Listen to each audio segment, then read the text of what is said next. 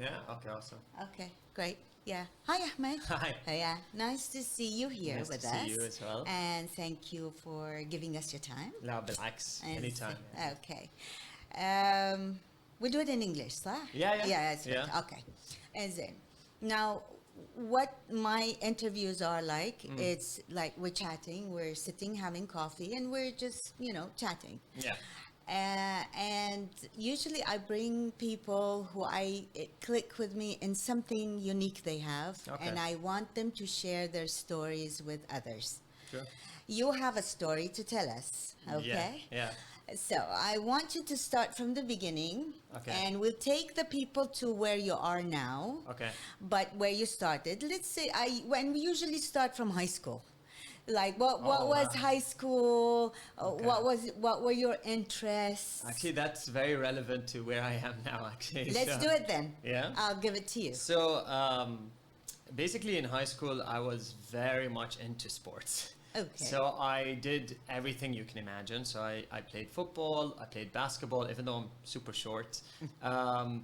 I played table tennis, I played tennis, I played badminton. Some better than others, obviously, but I mean, I loved being in teams, I used to run, so track and field.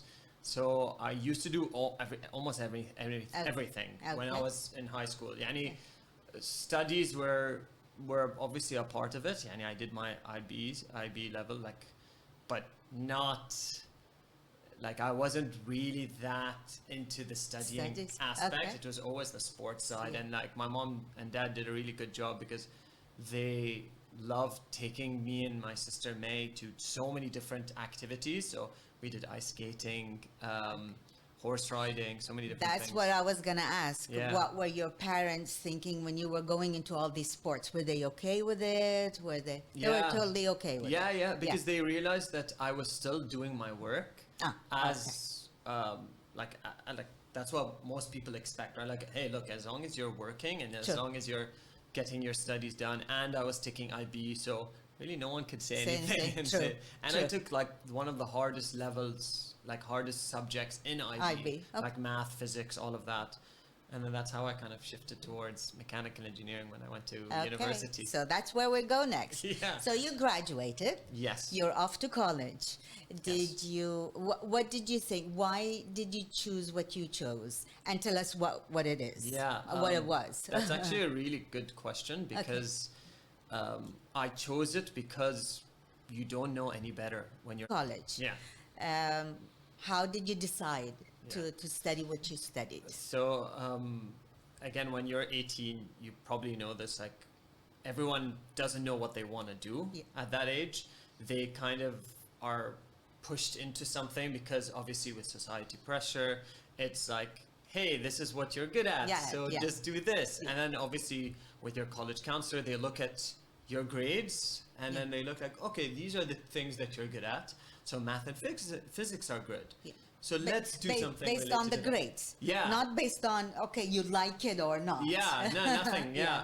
And again, it's just that they just don't know any better. They don't think to ask, oh, do you like something else that might be of interest to you? Like, okay, maybe you were into sports, so would you want to think about doing like sports physiology or sports nutrition in university? But that's not usually what it is, right? In our society, it's like, I think it's like 3 paths, right? It's you're good at English, become a lawyer. Okay. I never thought about that. Okay. Yeah, like become good at math and physics, become an engineer.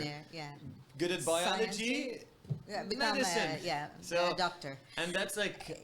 So tell me, that was the college counselor or it was the high school counselor? Was it in high school? High school, college counts. So you did have a counselor in high school trying to see what it was you wanted to study. Even with my parents, like even they didn't realize that which path I need to go down. So they were like, okay, what do you want to do? True. And I didn't know any better. So at 18, you're completely oblivious. Sure. So you're like, I guess I'm just going to follow with whatever my grades are best at. And then that was engineering. Okay. My dad obviously is an engineer as well. So it just made sense to go down that path. Okay. But as soon as I realized that it wasn't, and we could talk about that a little bit more Yeah. later, but Yeah. once No, I realized it just... But you're in college now, and you decided to go engineering, and it was mechanical. Yes. Why mechanical engineering? I don't know. No, Why not? no way. No, Yeah, literally no because reason. there's so many engineering. Yeah. I mean, there's architectural, civil, electrical, you name it. Just pick one. Okay. And like see what sticks, and that literally is what happened. Like mechanical, electrical, civil. I didn't want to do civil because my dad was a civil. Yeah. So how can I best assist him? Okay. So I was like, maybe mechanical or electrical. Yeah. And then we just picked one. Well, I didn't even know, to be honest, like I didn't even know what mechanical engineer actually Involved. meant. Yeah, like and to the point where after my graduation, I still didn't really understand where... You just took the courses and you passed. Literally, yeah. that's it. Yeah. Like I wasn't sure, like, how does this apply in the real world? And then obviously with my dad's company, I learned a little bit more, and I started to grow and understand what it meant for that business. That's interesting. You know, Yeah. that's another subject that we have to look into, which is, going off to college and studying. But are you ready when you come out of college to go into workforce? Yeah. Or is it just a piece of paper saying you are an mechanical engineer or civil engineer, you're whatever on the paper, but are you ready to work into that? I think it's also the question, are you ready to go to college after high school? Right, like that's also a question. I didn't go back. Yeah, okay. like I think it's two That's things, interesting. right? Because Okay. are you mature enough to pick a course in life that you are at the end of the day going to pay a lot for, right? Like Yeah. let's say it's 3 to 4 years. Yeah. Do you have a good mindset, or are you in the right space and time to say, like, I know what I want to do, Yeah. and go straight into it? Or you say, okay, I'm going to take maybe a year off, figure out what I want to do, what I enjoy, what I don't, see the different options that there are, see the different countries that might provide me with the best possible way to succeed in this, and then go for that. Yeah. So, I don't know. Yeah, but then you have to have all the mindsets around you. Exactly. Which is a that- different topic. Yeah, altogether. exactly. Yeah. Okay, so you graduated mechanical engineering, and you're off. You're back home now. Yeah. Okay, and that was in your mind, like, okay, I'll graduate, I'll come home. Yeah, I always thought of that anyways, Okay. because like I actually don't know why. It's just like, when your friends are here, Yeah. you Okay. enjoy the place, you never thought of leaving or expanding. You want to build on what you have here in Bahrain. Right, At yeah. least that was my mindset. So then I started working with my dad. Okay, Yeah. good. So you started working with your dad. How long? What happened? I started working, I think, in 2010. Okay. As soon as I graduated, I think I took like 3 months to visit my sister, and then I came back and I started working with him, learning as much as I could about mechanical engineering in the building sector. Right.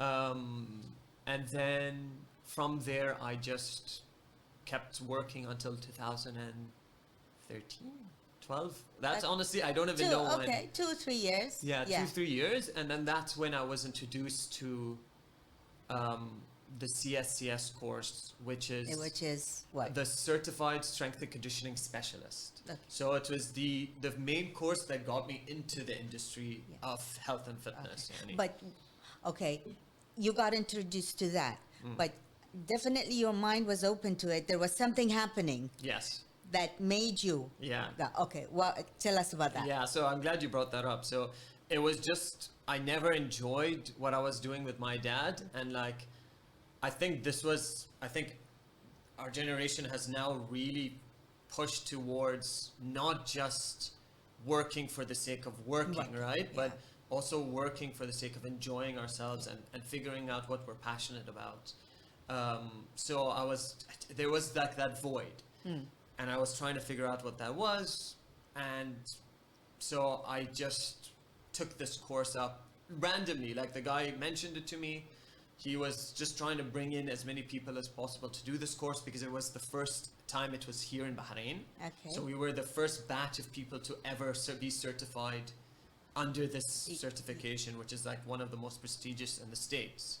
But what was it that you were doing that he thought that you might be interested? Were you in a gym? Were you what? Yeah, I was friends with him. Yeah. And, Okay. and Just going for gym, exercise, working yeah, out. Yeah, Okay. I was just friends with him, and I knew him from before. He knew that I liked fitness. Okay. And he was like, "Hey, like, look, this is something that we're bringing. Is this something that you might be interested in?" I was like, "Sure, I'll try it." Okay. And and I what did, happened? And I what loved happened? it. I remember the first time I did it. So it was like I worked from Sunday to Thursday, Yeah. and then on Saturday I had off. So we had like a 4-hour, like intensive course every Saturday for the next 6 months for this course. Okay. And I remember the first 4 hours went by so quickly. Yeah. And like I remember like I called someone after and I was like, oh my god, this is so interesting. I learned about this and I learned about that. And then since then, every single week after that, I just kept going to the course and started to enjoy it until I got that certification. Like I think it's 6 months later, Okay. where we had to do an exam. So you got the certification, Yeah. and now what's going on in your mind? I got the certification and I did feel proud because we were, I think, a batch of like 10 people. Only 5 people passed because Oh. it was a hard thing, something like that. Yeah. And there were none of us in Bahrain. Like you can literally count us Oh. in 2 hands because those are the only people. The 2 people giving the course were certified, and those were the first in Bahrain. Okay. And then it was this batch of us that Yeah. were also certified in this specific course. Yeah, okay. So there was no other person from Bahrain taking it other no, than you? other than us. Ah, He was the so- first. He was the first person to bring it as an official course Yeah. and as an official like registration as like the CSCS. Okay. Yeah. Okay, So that was great. cool, yani. And then I started training. I just had a friend. You probably know Talal Mahmoud. Yeah. He was like Okay. the first person that I said like, "Hey man, like I got the certification. You want to start training?" And he was like, "Yeah, Yeah. let's do it." Okay. And then I started training him, and I was horrible. Okay, well. So like I would completely admit that like knowing what I know now, I was bad at training, and then I but got you have better. but hey, you have to start somewhere, right? Exactly. Okay. Exactly. So what is going in the mind of your parents now? So, believe it or not, my parents were very supportive. Okay. Like, yes, there is that mentality, like the old school mentality that you need to follow the path of like your dad, your mom, whatever it Yeah. may be. But when I brought this topic up, both of them were supportive and saying like, hey, like this is what you like to do, go for it. Do it, do what you want to do, and then we'll support you any way we can. And they did. And Were you still working? Yes. Okay. Yes. So Yeah. I was basically, that's when things kind of got a little hectic because I was working with my dad from 8 till like 1 o'clock. And then what I decided was I told him, look, I'm going to take a pay cut. I'm not going to work till 5 o'clock. So it's like part-time. Yeah, part-time. Half day. And, but I'm going to be training people from after lunch onwards. So what I used to do is train someone early morning, go to their house, go to my dad's office, finish from that, have lunch quickly, train people up until like 7:38. Then I started learning as well, right? Like continuous education. So that's when I used to go to Starbucks at like 8 at night and do maybe 2 or 3 hours of studying at the same time. So Okay. that was like I think a year and a half of hecticness. So Okay. Yeah. So you're working and you're training. yes, You were going to it was a personal training thing. You were Yes. going to their houses. yeah, Okay. exactly. Yeah. And so it started building more and more in your mind that Yes. this is what I want to do. Yeah. What happened then? I just kept growing in terms of the people that I've been training, and I started trying to figure out how do you get more members with the limited time that I had, Yeah, right? Like yeah. you have only a certain amount of time. There, you have to be also thinking like, okay, it takes me this long to get from here to here, so that's time wasted Yes, as well. yeah. So, and the equipment is limited because literally the stuff I had were in the back of my car, Sure. Yeah. Yeah. and I had to carry it out for people, make sure that they do it in their house. Then I started moving on to like another person's house using other equipment. So it was that I just kept getting more and more people. Yeah. So what I did is started to combine people together, if that makes sense. So Yeah, and this is okay, where that yeah. philosophy in my gym has now officially been there for a while, which is okay. You, for example, Auntie Marjan wants to come and train. Somebody else is also training at that same time that you kind of know. Let's train you two together. Okay. You will also pay less because instead of you paying, let's say, the going rate for personal training now is around 25 BD per hour. So you pay 25 before, but now you and somebody else are going to be paying 15. So Yeah, you're saving and I'm making more your money, money. Yeah. and you're saving more money. Right. So that kind of it's like a win-win situation, and that's Okay. where the semi-private Okay. training Yeah. Started. Yeah. But this was still in their houses. Yes.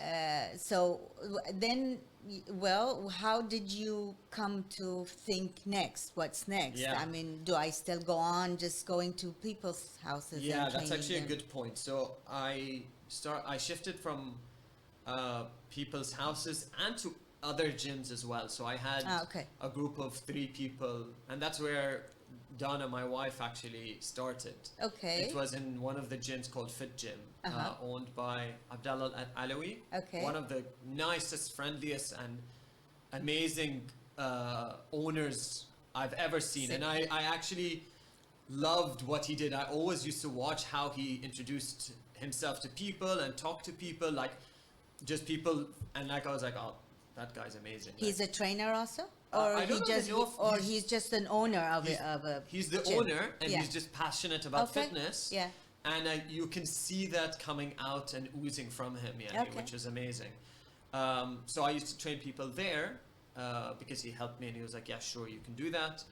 And then from there, I used to even train at home at one point. So I started training people in my house, in my room, my Okay. old room. Okay. So, and that's when it shifted to more of the semi-private, where Yeah. I started to tell people no, and that's where, you know, after a certain period of time, you really want to develop further. Yeah. So you realize that saying no is a important part of growing as a human being, right? True. Like, True.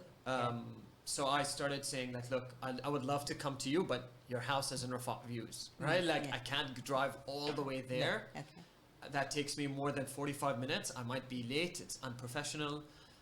And then driving back. So what I told everybody, look, it's going to be in my room, my old room. I set up some black mats. I set up a pull-up bar and literally drilled it into the wall. Okay. The whole shebang, yani. Yeah. And then I had people come in at different time slots. So let's say you would come in you and 3 other people would come in at 4:30. Someone would come in at 5:30, and then 6:30. And I did that for So ages. you kind of started your micro gym Yes. from the house. Yeah, Yeah. yeah. So I think it was a really interesting way of starting your business. Yeah, Yeah. yeah, that was Okay. literally how I did it. I started my business from Okay. my room. Yeah. And were you still working with your dad, or at this point you? Honestly, I lose track of dates and time. Yeah, yeah. But I think Same here, same here. Yeah, I think I wasn't at that point. Okay. So at one point, I decided, look, I'm making more money doing this than I was getting paid with my dad. So really, so you Yeah. started making even more. I mean, you're passionate about it. Yeah, You love it, yeah, and then you started making money yeah. out of it. And okay. then once I started making more money and realized that, okay, I might struggle, but I can live off this money, because again, when you're here in Bahrain, we live with our parents, right? So food is Yeah, provided, yeah. laundry and like services are provided. Alhamdulillah, like, that's Yeah, I such know. Yeah. that's such a privilege that we have. So then I was like, okay, I don't really need to spend much. I can be more frugal for a short period of time where I start to really push myself and make more and more money. Okay. So I decided, okay, look, I gave him my resignation. I told him, look, I'm done. I'm gonna stop.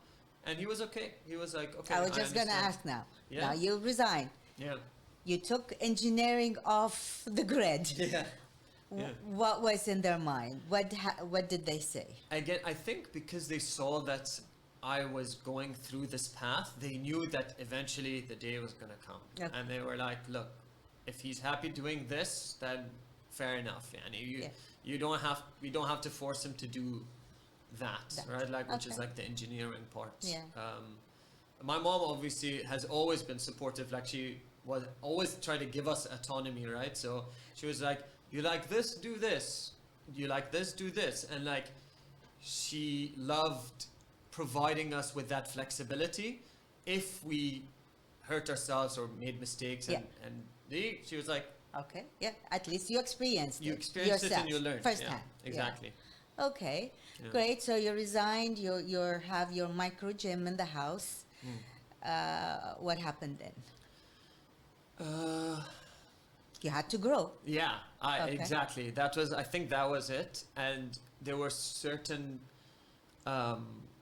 options that were laid for me that never really worked until my mom brought up the topic of ashrafs. And she was like, hey, look, like, again, not trying to push or anything. She was just like, hey, come look at the space. I went and I looked at it. I was like, this could work. Okay. And then it just worked. It took a while because there was a lot of regulations and like Yeah, of course.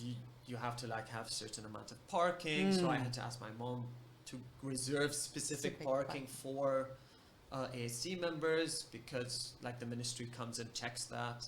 Ministry of Health came and asked for certain things. So Yeah. it took since I opened the CR, I think a year after. That's normal. Yeah, which is normal in Bahrain, Yeah. yani, which is unfortunate, but I mean, you kind of yeah. have to do what you Right, can, yani. Right. And then I started, and then Okay. like my friends helped me move in. I bought a few things from the same guy who brought in the CSCS in the beginning. Yeah. He started a supplying like of a gym equipment company. Okay. So he I brought see. certifications in and equipment. Okay. And kind of tied them hand in hand. Ah, And then yeah. I was like, hey, look, man, I need equipment. He was like, sure. And he brought some stuff in. So, Okay. yeah. Great. And you had already built up your customers. Yes. And so they moved in with you. Exactly. So Okay. that was what made things a little bit easier. You know how when people Yeah. start a new business Yeah. and they go from like 0 to 100. Yeah. And then they realize that they're not at 100, they're at 50 because they don't have the customers that can Customers, support yeah. it, but they've already paid all of the overhead costs and all of the hiring process and all of that stuff. And you're like, that's a lot of money Money. that you just spent and you have no way of getting that income. But no, I calculated it to that point where I was like, okay, these are all of the clients I have. If I rent out the space from Ashraf's, how much of that will take from my salary? Yeah. And it didn't take any of that. Oh, okay. Which is good because I got more clients in Ashraf's. True. So I shifted to that and I started getting more and more people, which was great. Lovely. Yeah. So COVID happened. Yeah, that was a while later. Yeah. Yeah. You had already established your gym and it was going very well. Alhamdulillah, I came. Yeah. I loved it. Yeah. But, you know, my timing was a little bit difficult. Yeah. That's why I couldn't. COVID happened. Yeah. So what happened then? So COVID happened, believe it or not, after we even expanded. So we had a smaller space Yeah.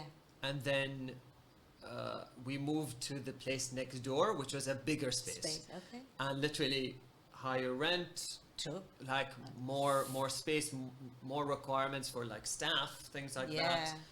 that. And then like I think we moved in Jan and then COVID hit in March. Yeah. March, Oh, Feb or so May. that, yeah, Literally so that like quick. 2 months Yes. after, and we just had to shut down. So I just tried to, like, the only thing you can do then is try to be as supportive as possible, by kind of reaching out to clients, talking to them, like saying like, hey, like we can send you these like home programs that you want to do. Some clients even just were willing to pay for the months, because what we did as a nice setup in the gym is that we didn't do it based on your sessions. Yeah. It was based on a month. So a monthly fee. Let's say you're coming 3 times a week, you pay X amount, and when the month is over, the next month comes in, you get more credits for that month, where you can come 3 to 4 times a week. Okay.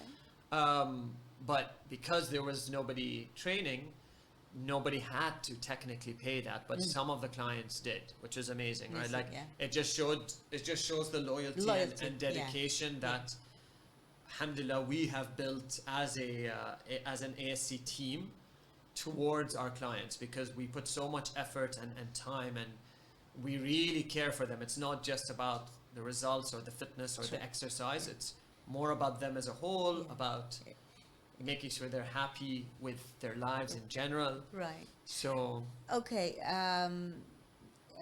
did you think of going online? So yeah, that was our online in a way. So we Okay. did like a home program that we sent across to people.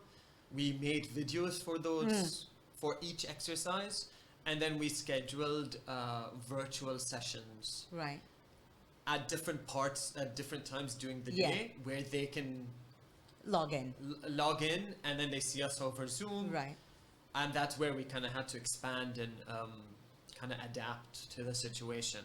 Okay. And like a lot of my coaches have been talking about online training for so long, and it was always an available option for people in our gym, but no one really took it, because they liked the environment that they saw in the gym itself. Yeah. And so they were like, no, I'm good.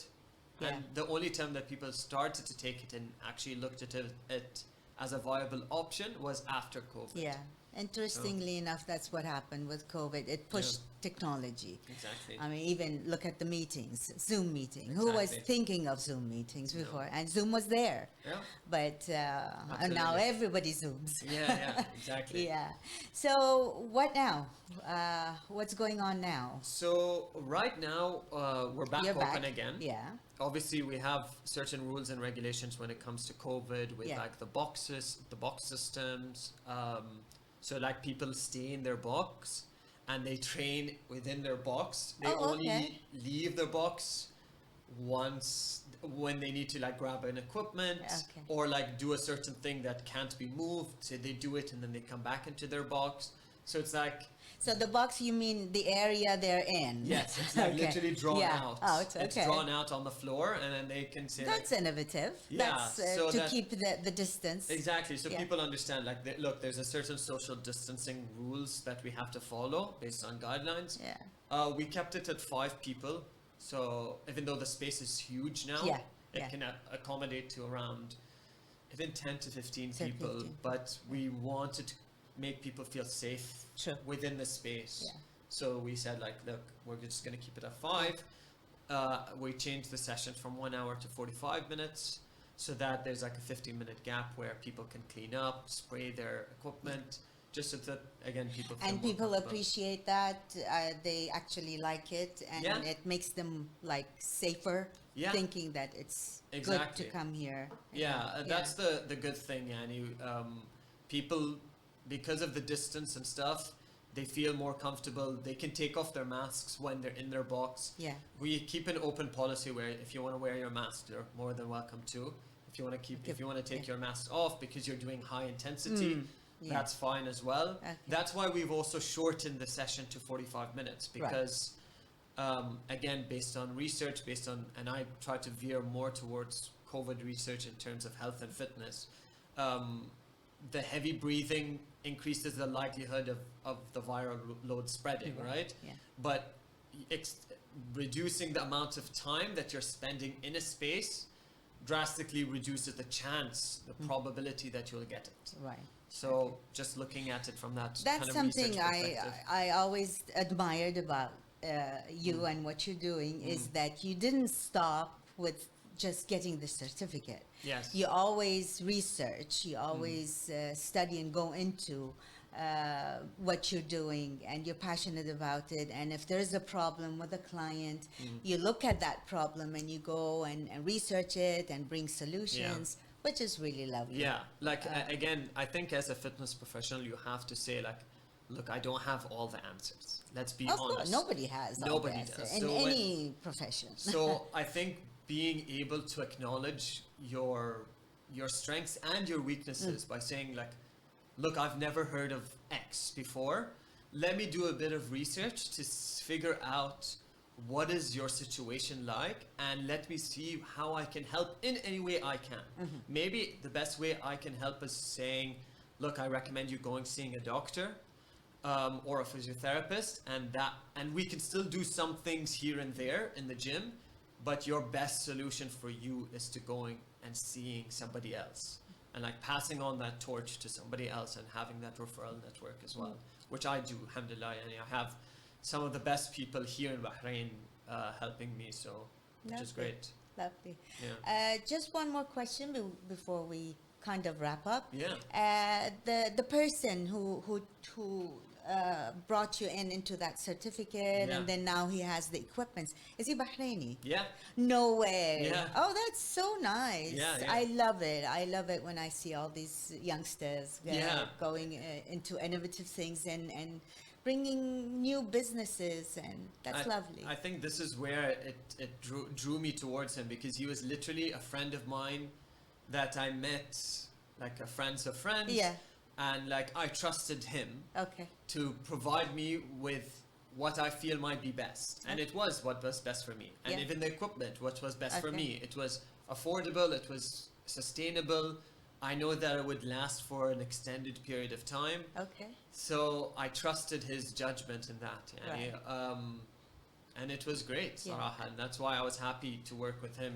Lovely. His name is and Ahmed. he's still in the business? I think so, Yeah. yeah. Like I'm sure he is like not as outspoken Yeah. as and I guess probably I am not as outspoken as other people as well yeah, in the fitness industry. But again, my attention goes to my clients, Like right? clients. And Okay. keeping Yeah. my clients happy and retaining clients more than obtaining new ones, which Right. obviously I love obtaining new clients Yeah. because that means I can help more and more people. Exactly. Yeah. But it's more about like retaining clients and having a client for life is it's a gift. Yani, alhamdulillah. Yani, I Oh, have of course. had people with me now for almost 6 years, like constantly just trying to improve or build on themselves. Have you seen changes in them? Yeah. Yeah. Like and the changes, believe it or not, are more here than it is like here. Yeah. So Because- it has become a lifestyle. for you. Exactly. Okay. And this is the difference, Yes. right? Like before it was, I just want to lose weight. And then you start to ask the question on like, okay, why is that important to you? Understanding that maybe it's not that's their goal.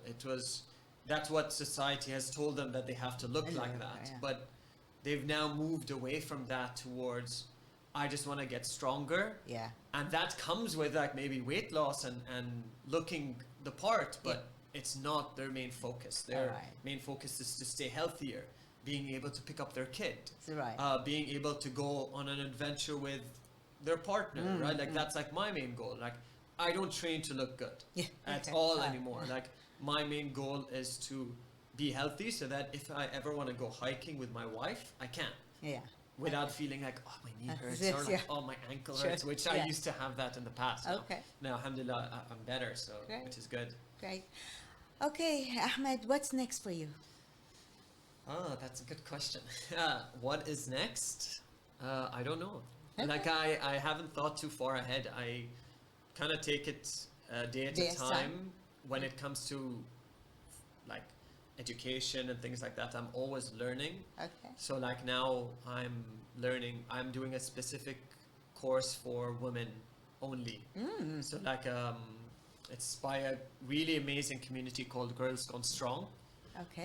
that talks about like helping women empower themselves and move away from society's norms on what they have to achieve and focusing on their true self and Okay. their self-worth and their own self-care, right? Which Okay. a lot of the time women have moved away from. Like they think about others more than they think of themselves. So that's a really good education side of things that I'm doing. But you're going into the fitness part of it. It's everything. It's everything. It's Yeah. a holistic thing. It's a holistic thing because okay. it's because fitness is only one aspect Right, of things, right? right. But the psychology and mindset plays a huge role in how you see fitness, and then vice versa. How you train also changes how psychologically your brain kind of rewires itself. Yeah. So kind of all of that going hand in hand, which is great. Um, so that's like the educational part. What, like in terms of the gym, it's just finding more people that I can help, expanding it a little bit more and seeing how best I can serve people. And actually now what I'm focusing as much on as possible is figuring out ways to make my coaches happy.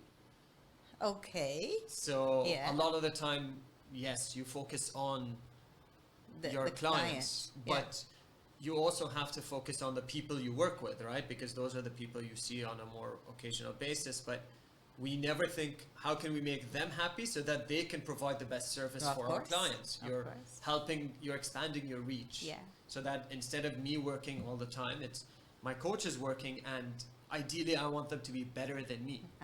And I set a high standard, right? Because I learn all the time. I listen to books all the time. On the way here, I was listening to listening. stuff. So I love that. So Tell how me do you about make it, them? yeah. How do you make them want to do that?